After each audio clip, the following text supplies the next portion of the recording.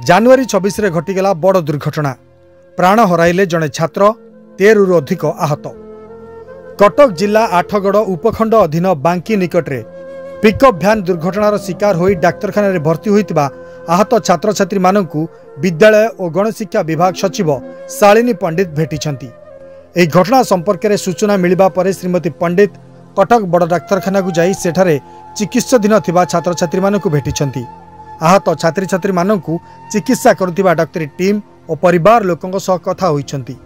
एही अवसर में श्रीमती पंडित कहिछंती एही घटनार संपूर्ण जांच करबा निमंते जिल्लापालंकु निर्देश दिया जाइछि। संपुक्त हाईस्कूल प्रधान शिक्षक मध्य निलंबित करा जाइछि। पिकअप भ्यान दुर्घटना को राज्य सरकार गुरुतर सह नैछंती। मुख्यमंत्री मोहन चरण माझी मृत छात्रंक परिवार को 5 लाख टंकार अनुकंपामूलक सहायता राशि घोषणा करछंती। से एही घटना रे गभीर शोक जणाइछंती। एथिसहित श्री माझी मृतकंक परिवार प्रति समवेदना जणाइछंती। सामाजिक गणमाध्यम एक्स रे श्री माझी कहिछंती मुख्यमंत्री रिलीफ पांठिरु 3 लाख टंका एवं शिक्षा विभाग रिलीफ पांठिरु 2 लाख टंका अनुकंपामूलक सहायता घोषणा करा जाइछि।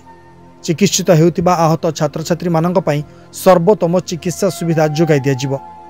दुर्घटना रे आहत मानक मध्यरु 5 जनक अवस्था गुरुतर थिबारु अधिक चिकित्सा पई कटक बड़ मेडिकल को स्थानांतरित करा जाइछि। तबे स्थानांतरित बेले बाटरे माधवपुर निकटरे सौम्य रंजन बेहरा नामक जने छात्रंकर मृत्यु होइथिला। सूचना योग्य मालविहारपुर हाईस्कूल रो पिला माने निज स्कूल रो गणतंत्र दिवस सारी शरंडा परेड ग्राउंड को जाउथिले।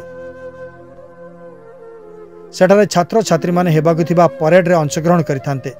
हेले नटिया बर निकटरे भारसाम्य हराई पिकअप भ्यानटी ओलोटी पड़िथिला। फल 23 जन पिला आहत होइथिले। आहत माननकु प्रथमे आठगड़ उपखंड चिकित्सालय रे भर्ती करा जायथिला। सेमानक मध्यरु 5 जनक अवस्था गुरुतर थिबारु अधिक चिकित्सा पई कटक बड़ मेडिकल स्थानांतरित करा जायथिला। तेबे स्थानांतरित बेले बाटरे माधवपुर निकटरे सौम्य रंजन बेहरा नामक जने छात्रंकर मृत्यु होइथिला। ब्यूरो रिपोर्ट, सरकार न्यूज।